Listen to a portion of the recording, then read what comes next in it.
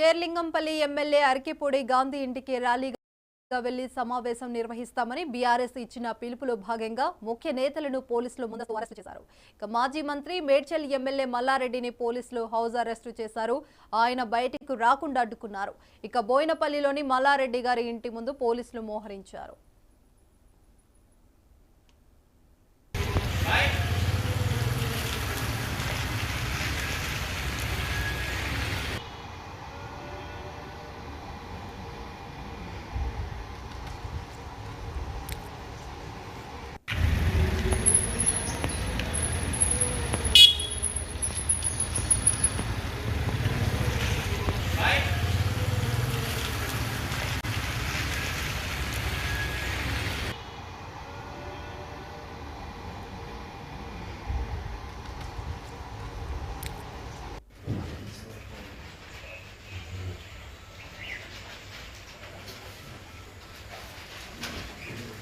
కాంగ్రెస్ ప్రభుత్వం వచ్చేసింది, సిటీ అంతా అల్లకొల్లోలం అవుతుంది. ఎందుకంటే చూసిన మన సీఎం గౌరవ రేవంత్ రెడ్డి గారికి అసలు అడ్మినిస్ట్రేషన్ వస్తుంది. ఎందుకంటే నిన్న చూసినాము, ఇద్దరు ఎమ్మెల్యేలు ఏదో సామాన్యంగా ఛాలెంజ్ చేసుకుంటారు, నేను నీ ఇంటికి వస్తాను, నా ఇంటికి వస్తామని. కానీ విచ్చలవిడిగా ఒక తరఫు నుంచి కౌశిక్ రెడ్డి గారినేమో హౌస్ అరెస్ట్ చేసిండ్రు, గాంధీ గారినేమో ఓపెన్ విడిచిపెట్టింది.